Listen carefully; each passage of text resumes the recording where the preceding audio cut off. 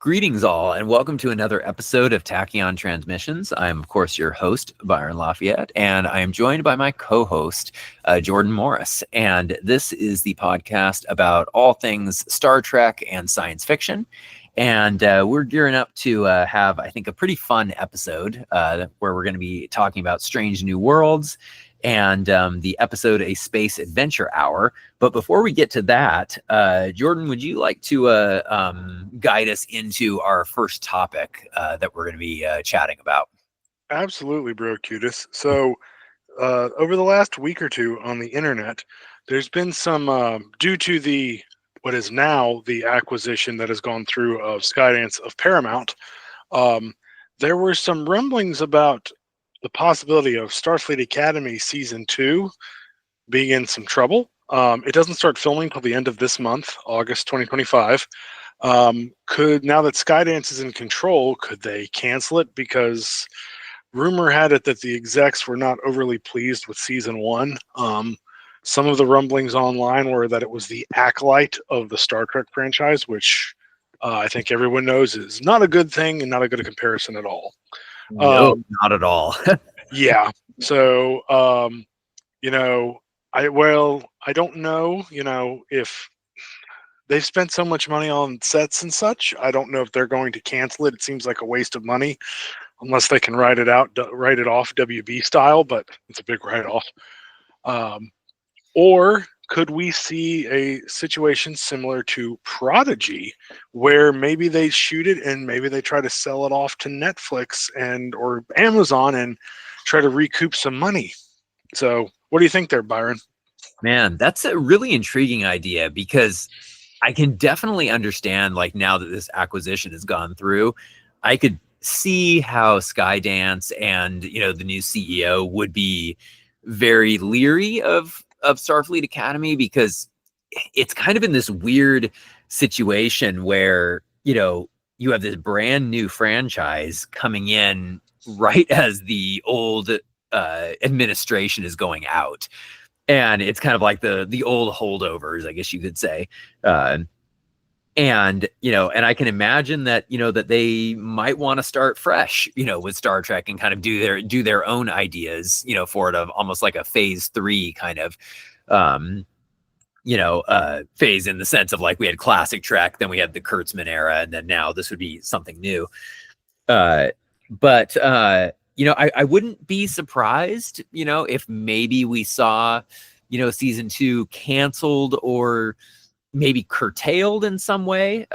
Do you know, Jordan, how many episodes it is per season? Have they announced that yet? I believe it's still 10, like Discovery. Season 1 is 10, and I'm under the assumption everything I've read indicates that Season 2 is also 10 episodes.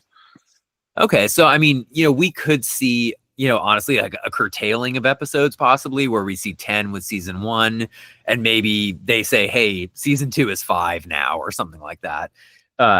But, I could also see exactly what you said of them selling us off to Netflix or, another streamer, because, no matter how bad Star Trek can become, it still has value. It still is consumed by viewers. It's like, we see, Star Trek 5 is considered one of the worst Star Trek movies ever made, yet it still, is watched, untold amounts of times every year. People still talk about it. It hasn't faded away. So, so I could see Netflix or one of the other ones picking that up, possibly. I'm very curious about Academy. I'm definitely going to give it a chance, but I'm definitely nervous, and I think I did hear that it had a very, very bad ratio of likes to dislikes on the YouTube trailer, which is not a good sign.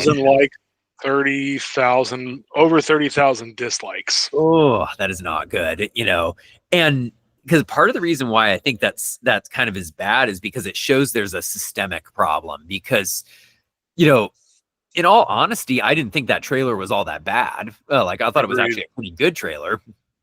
And so for people to react that vehemently, to me, kind of shows that there's a problem with this era of Trek with the fans. And, and they're ready to move on in some ways from that. So it'll definitely be interesting to see, and I think, you know, definitely something we'll have to keep monitoring, you know, as it goes forward.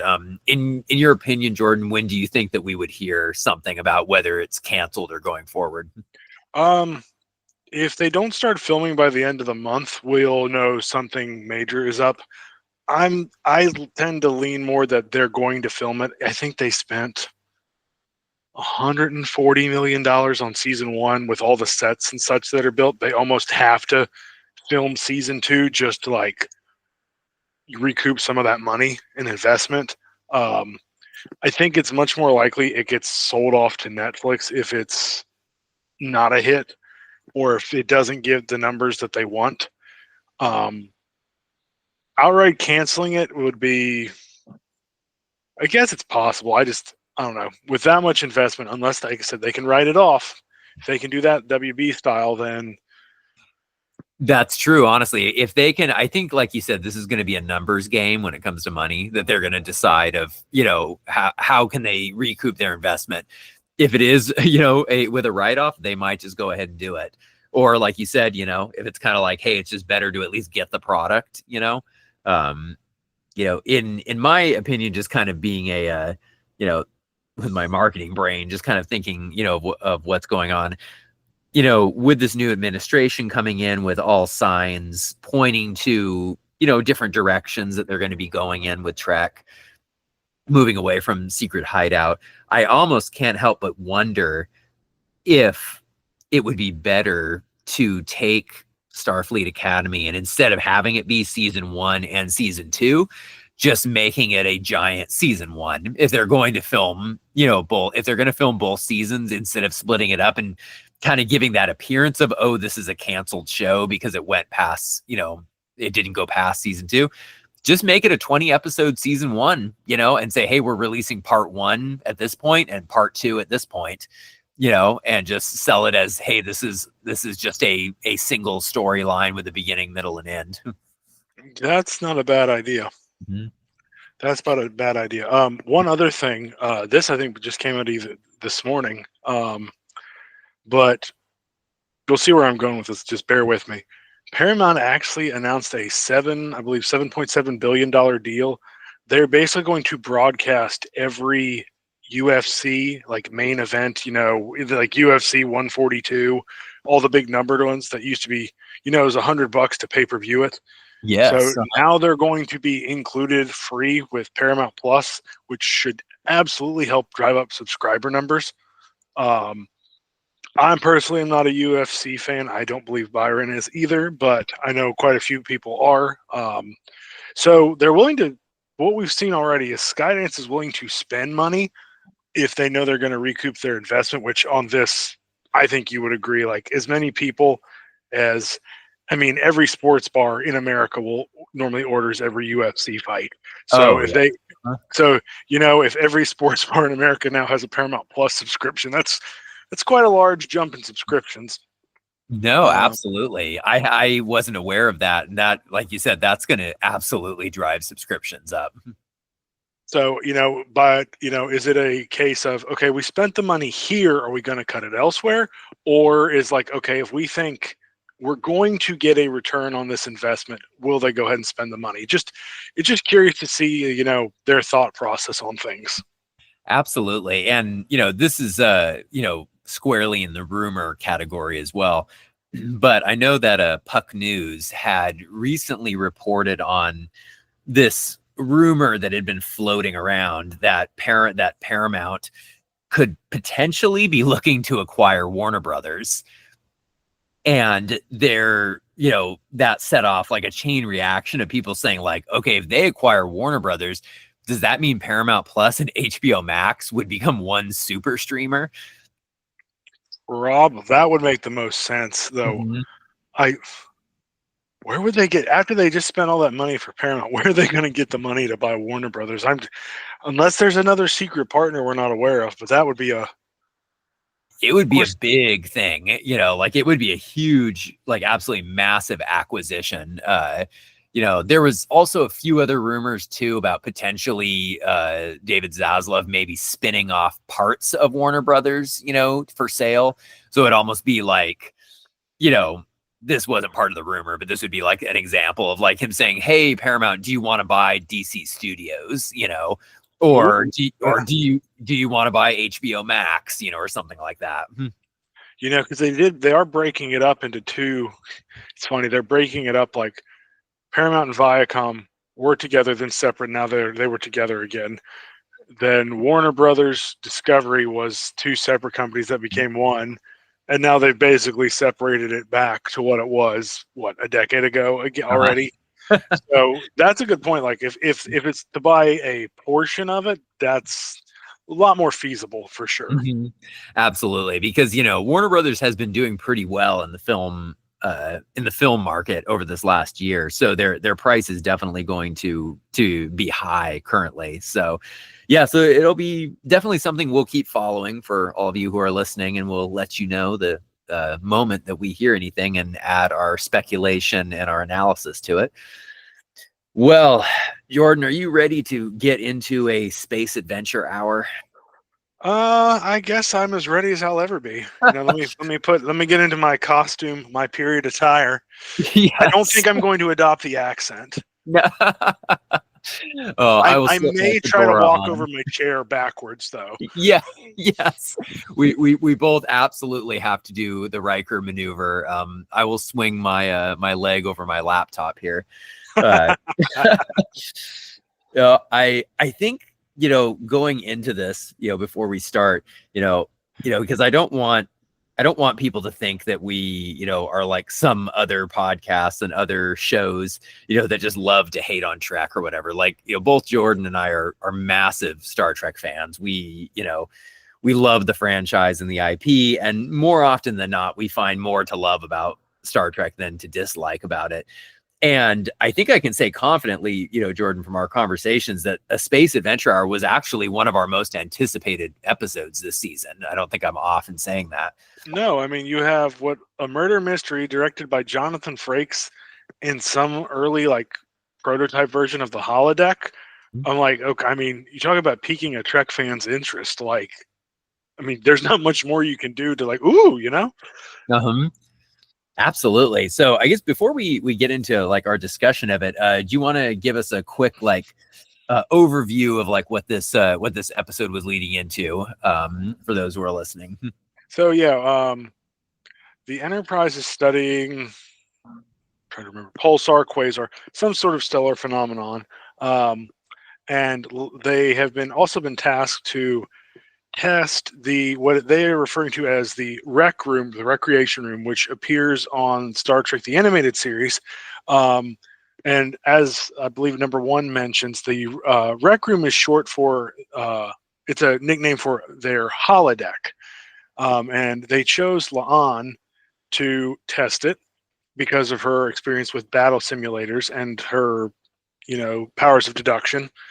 And basically working with Scotty and Spock, she uses her love of a 1960 set murder mystery series with a detective, Amelia. I'm totally blanking on the last name. Amelia Moon. Thank you. And basically, she goes into the holodeck, and the only accurate enough models are the stored patterns is the right word, but the residual patterns left over in the transporter. So basically your main crew, Pike, number 1, Chapel, Mbenga, Kirk. So the holodeck characters are using their likeness, and hijinks ensue, and we determine who's the murderer, and things keep adapting, and Spock is called in to help La'an, and basically, plot twist, the Spock that comes in isn't actually Spock. It's the holodeck basically generating a version of Spock, and he's the killer, and it ends, and then the final shot is we get La'an and Spock talking, and they've spent a lot of time together, and then things start to heat up a little bit, I think is accurate to say, and Spock and La'an kiss. So, yeah, and the plot thickens. Yes. Well, I guess let's start off, with talking about this. I guess maybe let's say, like, what did we like about this episode first, I guess, before we get into some of our problems with it. Okay, so the costuming for the time period was great. You could tell everybody had an absolute ball. Because I think Jonathan Frakes did, and he just his energy is just contagious and everybody just loves working with him. Some of the callbacks to I should have been a little clearer. The setting is basically they're stars on a 1960 style TV show, much lower budget than the original series, called The Last Frontier. It's a send up of TOS. The outtakes at the end where Paul Wesley does the Riker maneuver over the chair and breaks it, I was on the floor. That was hilarious. That was the best part of the episode. Mm-hmm. The sets, and then they had to lean to one side when they were going, like, getting fired upon, and then lean to the other. I enjoyed that. What about yourself? Yeah, honestly, I thought I enjoyed the direction of this episode. Like, I thought that Frakes did a really good job directing it, and it was probably, honestly, one of the best directed episodes of the season so far. And like you said, it was very contagious of seeing how much the actors were enjoying themselves, which is something I enjoyed watching. And there was, some characters who I enjoyed, like, Anson Mount, I thought was great playing a version of Gene Roddenberry. And, then we had Uhura, who was playing, correct me if I'm wrong, it felt like she was playing almost like maybe a Lucille Ball type character, who's kind of funding the show a little bit. I read it more as number one was the Lucille Ball type character, because she put up her own money for the show. I think you're right. Okay.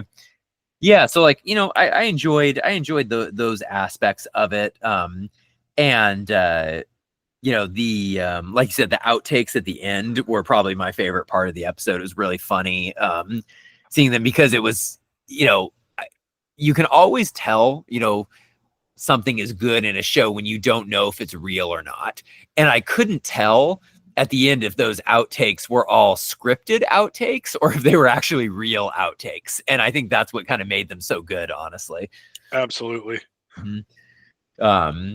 So definitely, some stuff to like. So I guess now let's go into some of our problems with this episode, of which I think there are plenty. Would you like to start? Or would you like me to? I'll start real quick, and then we kind of go back and forth. Okay.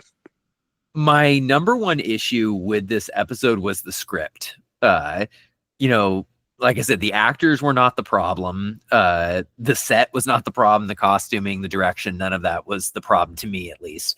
I felt like the script was very weak, because the episode felt, it was a 48-minute episode, so a little bit longer than your normal network TV episode, about 4 minutes. But it at once felt too long and too short. Like, I was kind of going beyond that. Like, I felt like it either needed to be like a 30-minute sitcom type, or it needed to be like an hour and 20 minutes to really flesh everything out. Yeah, I would agree with that. It was like there was a lot of setup going into almost, it's not quite a frame story, but like the build up to get into the holodeck. And you didn't have enough time in the holodeck, in the murder mystery, the whodunit. I felt like the whodunit was really a letdown. I'm like, this is like it, and you'll find that on our next episode. It's almost sort of felt like they've sort of done it as like Star Trek for Dummies. They've resolved the last couple episodes way too quickly. For it being a murder mystery, like it was hard to get invested in it. We didn't get enough time with the characters to get invested in a whodunit, which lends credence to what you were saying. If this had been another 10, 20, 30 minutes longer, and I wanted each of the characters to get a scene, and we didn't. Like, Benga's character in the holodeck has what, 2 lines? Mm-hmm. And he was a great character too. He was so fun, Yeah. like, you know, you could tell Babs, he was playing him for all he was worth. And I was like you said, I wanted to see a great scene with him. Exactly. And we just, there was a lot of characters, but we didn't get enough time in there. No,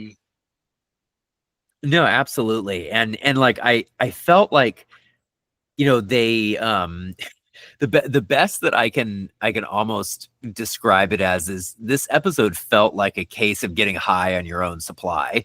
Yes. That it was like that they went too far into the parody and too far into the wink wink, inside joke, because like, yes, it was really fun seeing the whole like the last frontier scenes and everything, but like I felt like it went too long in the beginning. Like we had like a 10-minute scene of them in the show.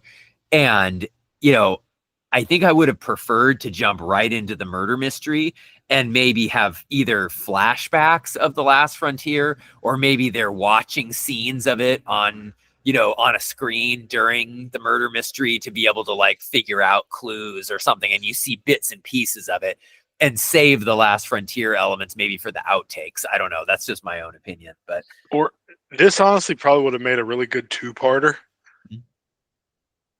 Yeah, I think so. I honestly think so, because like you said, the setup, and the setting of the holodeck, mystery was great.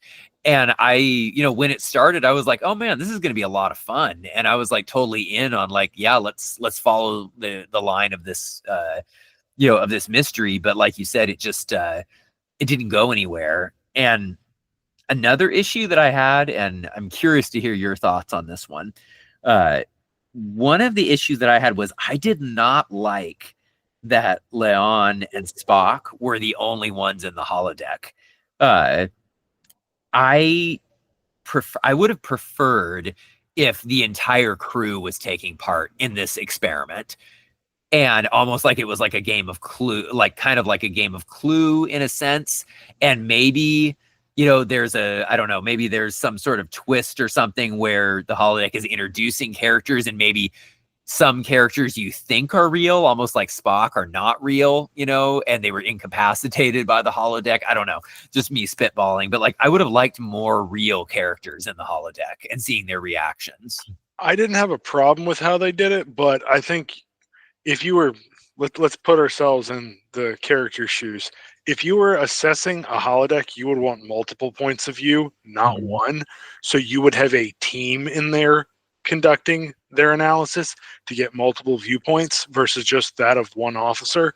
So from a Star Trek like point of view, it makes more sense to have like the whole crew in there. In their various disciplines, they can give you their perspectives. But I didn't have a problem with it, but I don't think it would have been very interesting to see it your way. Sure. That's very interesting what you said of like a team, analyzing it, because that could have honestly added a lot to the mystery, because they could have almost tied it in of like Pike maybe saying, there's going to be 3 of you going into the holodeck. The rest of them are going to be, like you said, kind of amalgamations of what it created from the crew, but nobody knew who was real and who wasn't. And that could have actually been really interesting. Very, yeah. Actually, that would have been a really neat idea. And because you had a little bit of that twist of, of Spock being like, oh, this isn't the real Spock. And so, it could have been interesting. And honestly, I kind of liked that twist. I thought that was interesting, but there wasn't enough time for the twist to breathe.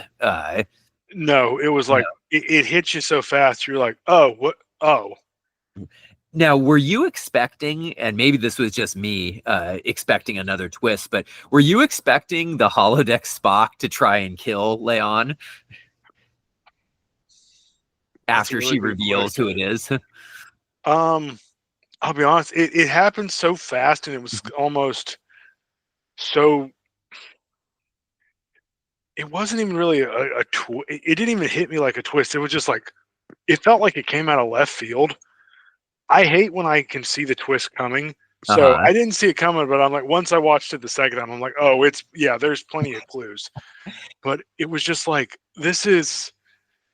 it got there too quickly.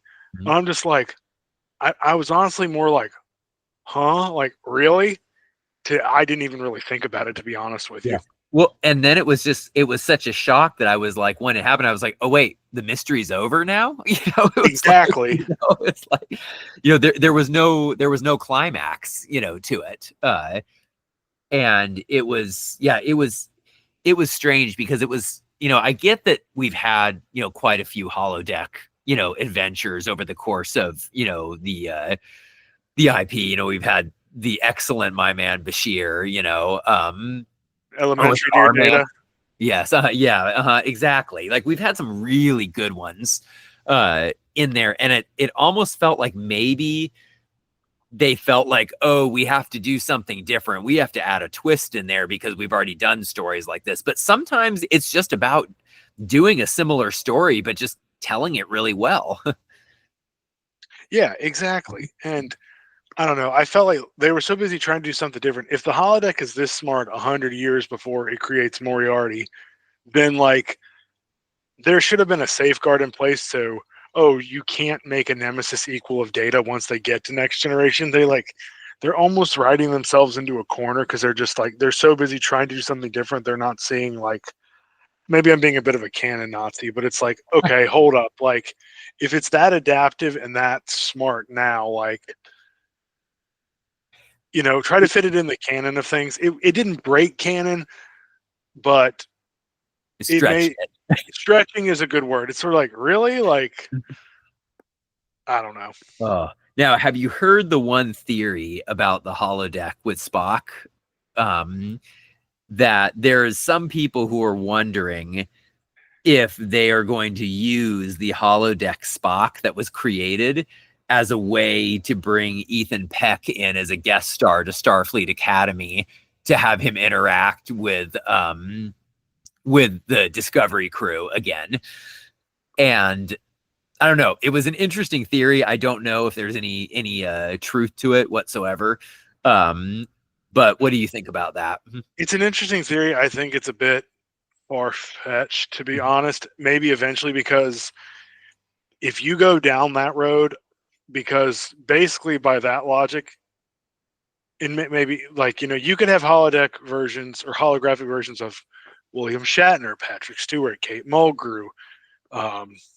You never get it to happen. Avery Brooks. You could bring back anybody you wanted via hologram form to, teach a class of the week, be the guest star of the week on Starfleet Academy. If it was more of a permanent role, maybe. I don't think they'll have Ethan Peck in two separate shows. It's a fun idea. I don't know how feasible it is, in my opinion. Yeah, I honestly completely agree with you as well. Like, it's, if, like you said, if Strange New Worlds was already over, and, Academy was the only one going, I could see them possibly coming up with a way to bring him in. However, like you said, probably I would guess it's not going to happen with both of them going concurrently at the same time. So I guess lastly, before we give our final thoughts on this episode, what did you think, Jordan, of the ending with La'an and Spock's relationship jumping forward? Because we'd had a few teases to it, since the beginning of this season. We had talked about it on previous episodes of them going down a relationship path. But how did you feel about how it was handled and how it came about? I think I like it more for La'an than I do Spock. She's opening up more, and it's adding a lot to her character. I think she deserves better than to be Spock's rebound girl. But it's an odd pairing, but it's not necessarily a bad pairing, I think. Does this, you and I have talked about this, but like it almost feels like they're trying to set up a love triangle between Kirk, Spock, and La'an. We know Kirk's is with Carol Marcus and she's pregnant, but we know that's not going to last. So does he break up with Carol and it's like, hey, La'an, how's it going? And she's with Spock. So would that make for an interesting dynamic? Yes. Is it a bit soap opera, Love Island-y? Yes, it is. It's Strange New Worlds, not Strange New Bedfellows. I was going to say something dirtier, but I won't. Strange New Holes. Yeah. But yeah, I mean, I'm curious to see where it goes. That was not the most egregious thing I thought this week. I completely agree with you. Yeah, like it came a little faster than I was expecting. I was definitely expecting them to drag it on a little bit more, for a few more episodes. But, we also have a truncated season. We don't have 25 episodes anymore of Trek per season. So I can understand them moving things along a little bit faster. But yeah, I do like it for her more than Spock. Completely agree there, because I've always found her character to be very, very interesting, just with a lot of the backstory that they've written for her. So it definitely is interesting to kind of see two emotionally closed off people trying to find themselves. I don't know, is interesting. Because it can be tempting always to kind of put a character like that with more of an outgoing, a more outgoing other character. So I like that they kind of paired them up a little bit. But yeah, honestly, I wouldn't mind a love triangle. It definitely feels like they're setting that up, I think. Either this season or next. I think it probably is going to happen. And at this point, honestly, I just want to see more of Paul Wesley's Kirk with Ethan Peck's Spock. I want to see them interact more. And so, I would be interested in the love triangle. Now, for me personally, what I would like to see is I don't want to see this love triangle be more dramatic. I would like it to be maybe a little bit leaning on the more comedic side of it, is what I would prefer personally. I would agree with that. It's like, it's either going to be comedic or they're going to be like, it's like they both fell for the same girl, and then it's like, oh, well, we used to hate each other, but now we're best friends, which that's a bit of an old trope. Yeah, like the whole the whole bros until the end type thing, that they end up choosing themselves over the girl, Yeah. Like you said, it is an older trope. It would be funny to see it happen with Kirk and Spock, but yeah, I'm definitely open to see where they take it. And they're almost making Khan, like, his reaction in space. He's like, hi, I'm Kirk. Hi, I'm Spock. Hey, we both banged your great-great-granddaughter. What? Like, this is where we get to, like, it's funny, but I can see where some of the older, I would even consider us hardcore fans, but I think we're a little bit more open-minded. Like, okay, guys, like, you're having Kirk and Spock both have a thing for Khan's great-great-granddaughter. Like, this is getting a bit much. And I think that's what part of the problem with this episode was. It was a bit, you had mentioned, it was very meta, a little bit too self-aware. The whole Roddenberry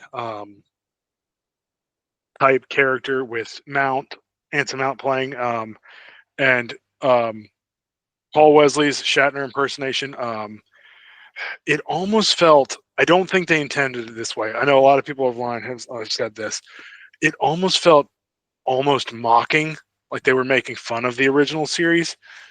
It's one thing to make fun of yourself, but it's getting to the point. I thought the Shatner impersonation that Maxwell Saint had was a little too on the nose. I would agree with that. Yes. It did feel, yeah, like there was, like you said, certain points that it did feel like it was getting in a little too close to the line of mocking for me. Yeah. It's like, okay, they're already talking to Shatner about coming back as Kirk. Like, do you really want to, like, be making fun of him?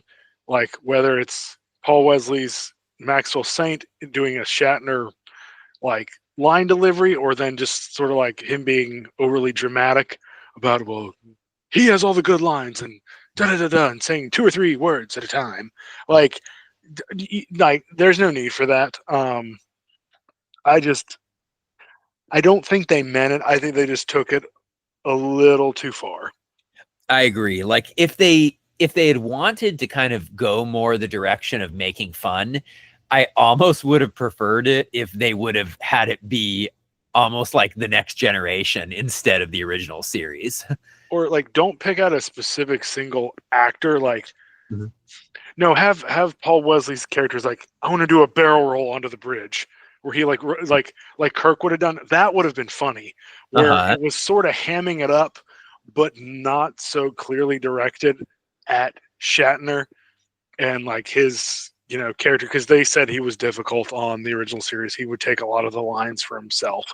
Um, you know, don't make it so on the nose. There are ways to do it, like almost do it stand up, like in the send up of Galaxy Quest, where it's so lovingly done, like what it is, but it's just funny, and the more you watch it, the more you love it. Absolutely, because I remember that quote of Patrick Stewart, how he said he didn't want to see Galaxy Quest because he thought it was like mocking Star Trek. But then when he actually went and saw it, he said how much he fell in love with it. Yeah, he said nobody laughed in the theater harder than he did. Uh-huh. And it was Absolutely. Jonathan Frakes who talked him into going to see it. Mm-hmm. Exactly. And so it's like, I completely agree with you that I kind of think that there is, other ways of doing it. Or even if you don't, if you do want to do some of the mocking, I feel like not mocking the characters, maybe, like mocking the effects, mocking how low budget the show is or something like that. It's like, have a wig fall off of someone's head or something like that, like, I think that there's ways you can kind of do the humor and the mocking a little bit without it drifting into mean-spiritedness. Yeah, it's like, Captain, I can't fix the ship. Why? Because this is made of string and plywood. Yeah. Like something like a little more like, yeah, like it don't like you said, don't specifically like hone in on an actor or a character. Like just the whole situation is a little bit more. It's funnier, and it's not like, it's a much broader spectrum to talk about versus one specific person. Mm-hmm.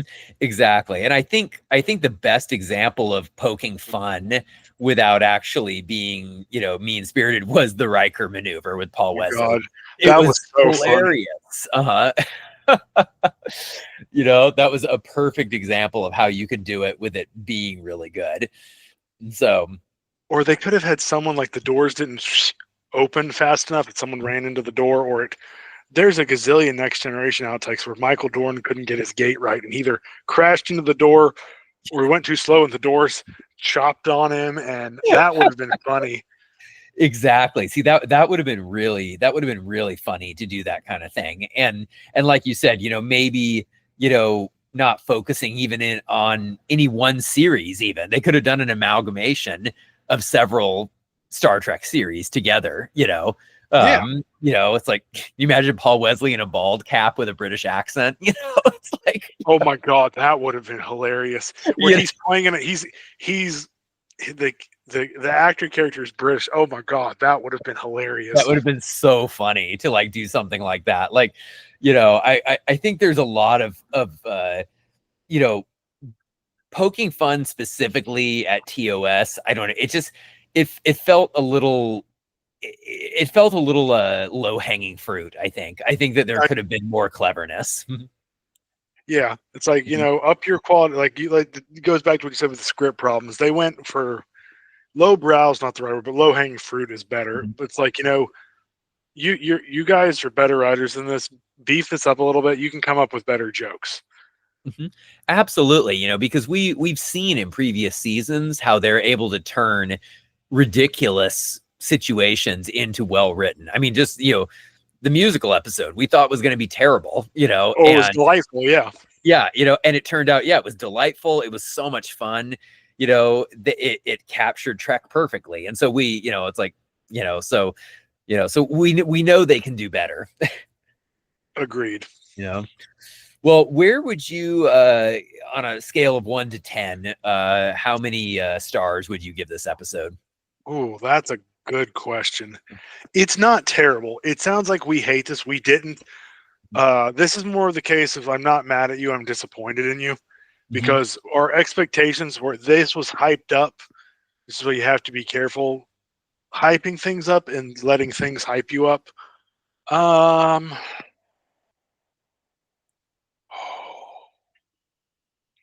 Put me on the spot here. I had not come up with a number. I'm gonna say 5.5 out of 10. It wasn't bad, but I'm gonna ding it a little bit more because it had the potential to be like one we talked about 20 years from now. And if I want to go back and watch a holodeck episode, I'm gonna go back and rewatch Elementary Dear Data 10 times before I watch this. No, absolutely agree. Like, I think if I had to give it 1 out of 10, I think I'm probably going to go. I'm going to give it a 5. I'm going to give it a solid 5. Like, and when I say 5 to those listening, like, that's not a bad score in the sense I'm not giving it like, oh, I hate it. Like, it's just a very okay episode. It could have been so much more, as you said. This could have been a classic, and there was strong elements, like I said, the directing, the costuming. There was a lot of really good things in there. So yeah, I would give it 5 out of 10, and just say, like, I really wish that this could have been the classic episode we were hoping that it would be. Yep, I think you hit the nail on the head. Well, thank you all for joining us on our look at this particular episode of Strange New Worlds. Curious of what you guys think. Let us know in the comments of wherever you listen to this. Was this episode everything you hoped it was going to be? Were you disappointed? What was your favorite moment? What made you laugh? What made you cringe? Let us know. And definitely share this episode with anyone who likes Star Trek, who likes sci-fi.